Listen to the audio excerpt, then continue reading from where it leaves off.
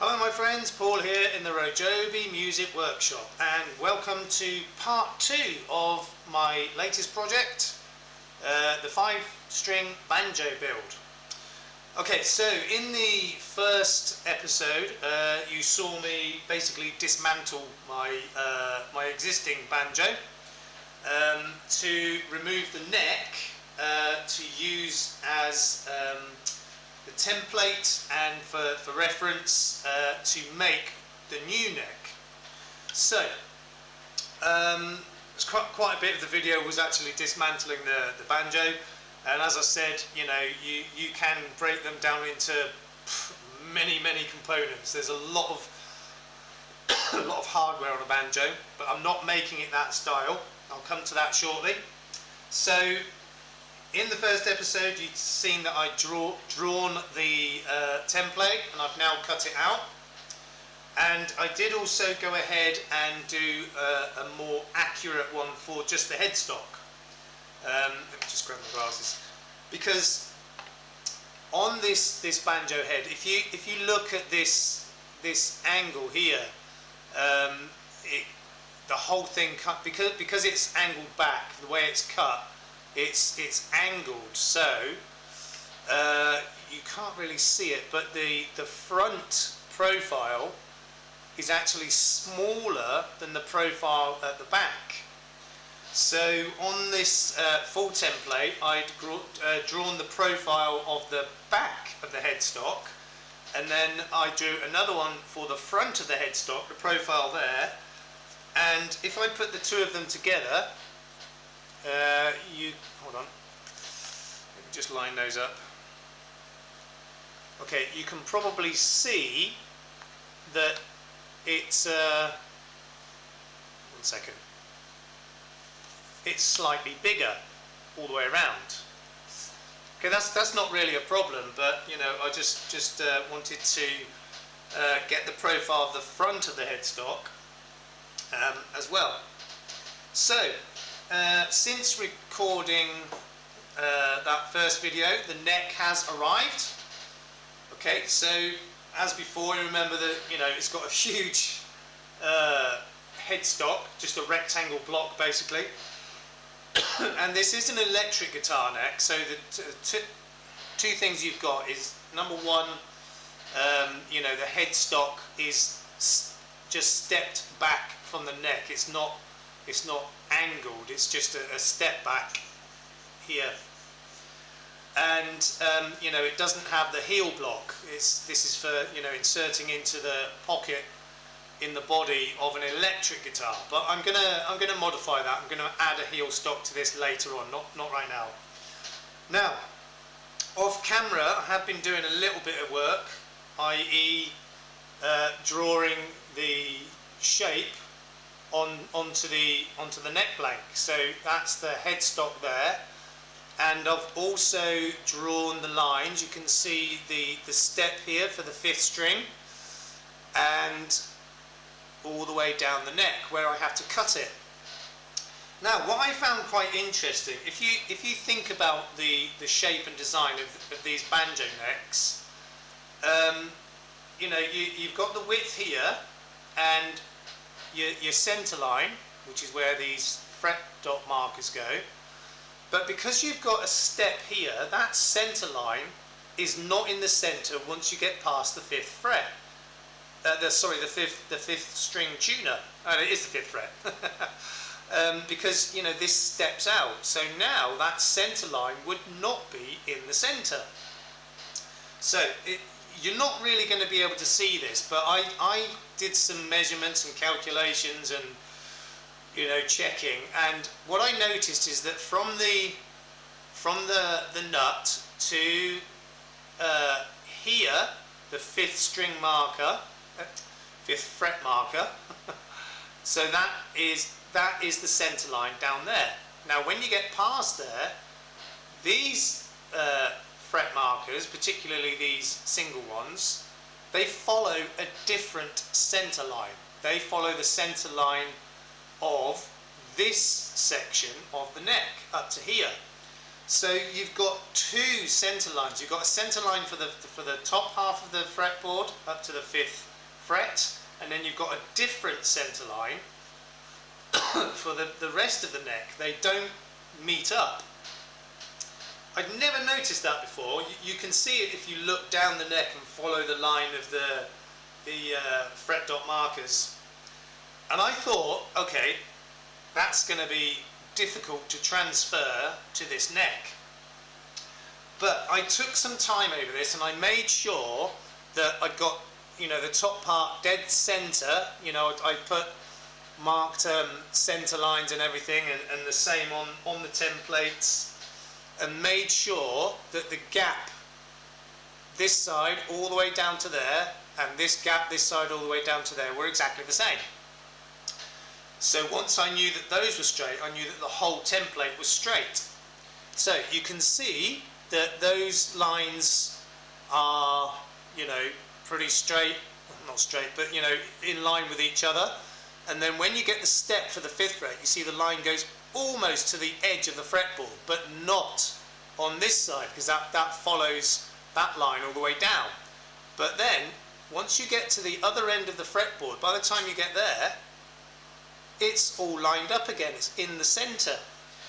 So, obviously I did my template quite accurately against this banjo neck, and although the fret dot markers are on a different alignment, it's been made and cut in such a way that from the top to the bottom, or vice versa, the centre line remains true, because by the time you get to the 5th fret, it's off centre, and then by the time you get down to the bottom of the fretboard, it's back on centre. So that's cleverly done, and it's worked out the same on this.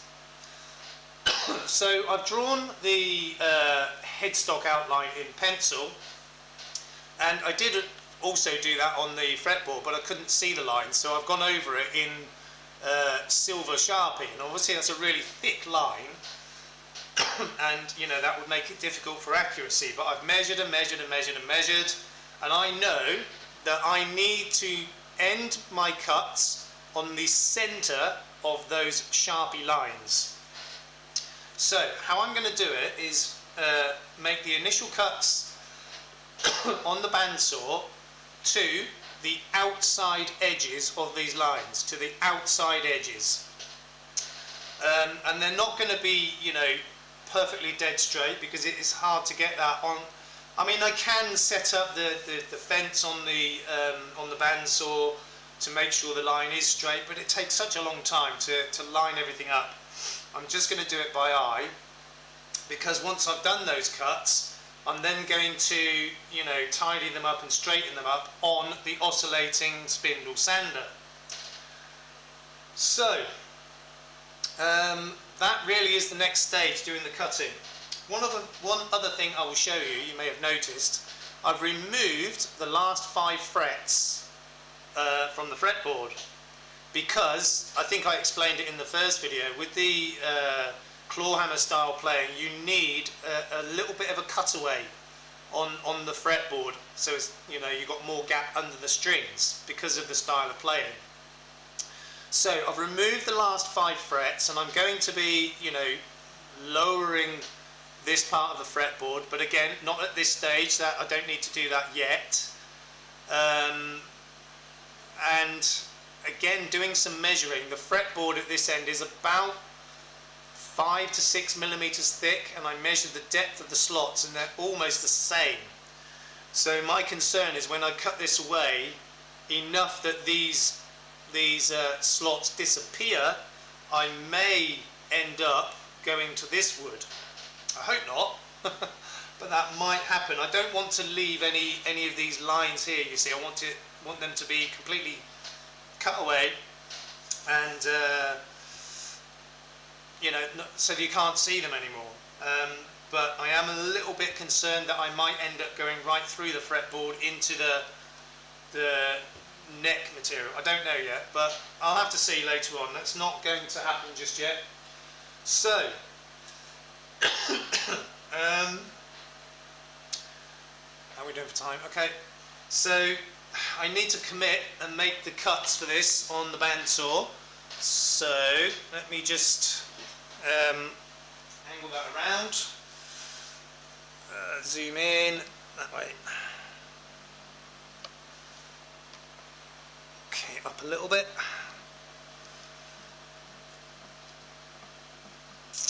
How's that? Zoom in a bit more. Oh, other way. Okay. So, now going to attempt to make these cuts and see how it goes. I've done these before, so should be okay, but I'm going to turn the microphone off for this because it's very noisy, and just hope I remember to turn it back on afterwards. Okay, here we go.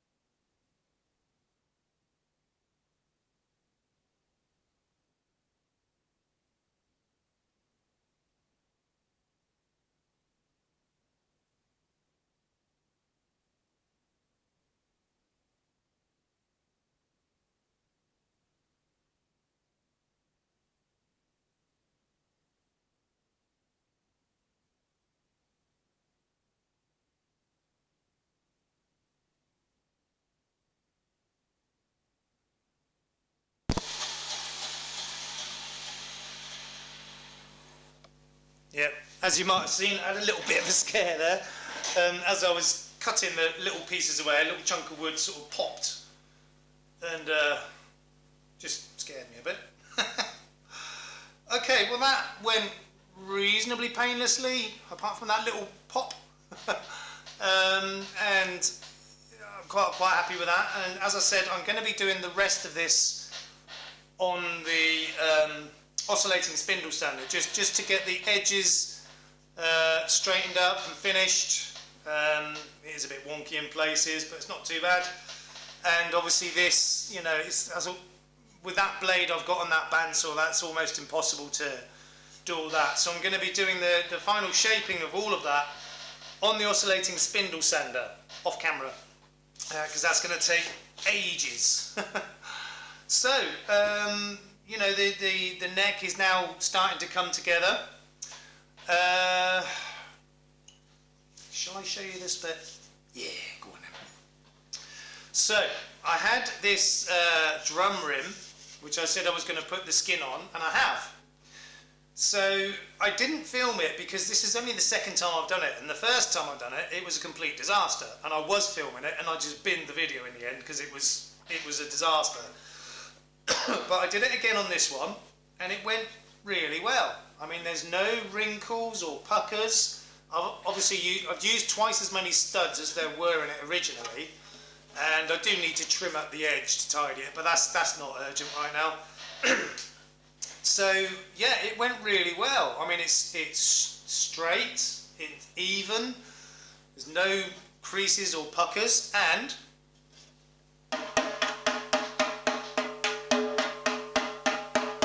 it's literally as tight as a drum. And it's got an even tone all the way across it, apart from the middle. But that's normal. So, that's gone really well. And so that, I mean, it's not quite ready for action yet. And what I have done, because it has this hole in the bottom, which is going to be the bottom, I'm going to put the neck at the opposite side of that, because obviously that's a weak point. And what I have made is this chunky old spindle to go in here, and you see I've got a bracket on the top of it as well, and if I can just find it, this bracket which is going to go in the top like so, and then that spindle is going to fit inside there. So that goes, how can I show you this? It goes, oh dear, into that hole there, and I've tapered the end so it will sort of wedge into that hole. Let me just do this off camera, and then, oops. So then that bracket goes in the top there, and it sits inside that, and then, you know, I've got to figure out a way of attaching it at the top end. So you've got that as basically a brace more than anything else, you know, because of the tension with the strings. It possible it could warp, because it's not a very, the rim is probably thick enough, but it's also quite narrow. So there is a possibility of flexion, but not with Ian there. That's probably at least an inch thick. I don't think that's going to go anywhere like that. So, you know, the next stage for me now is to continue on this neck and try and get, you know, the shape finalised, and then we'll see where we go from there. So, sawdust. So, yeah, once again, like I said, I hope you're enjoying this new series of videos. I'm certainly going to enjoy making a 5-string banjo, and we'll see how long it takes. In the meantime, please look after yourselves, look after each other. We will see you soon. Peace out.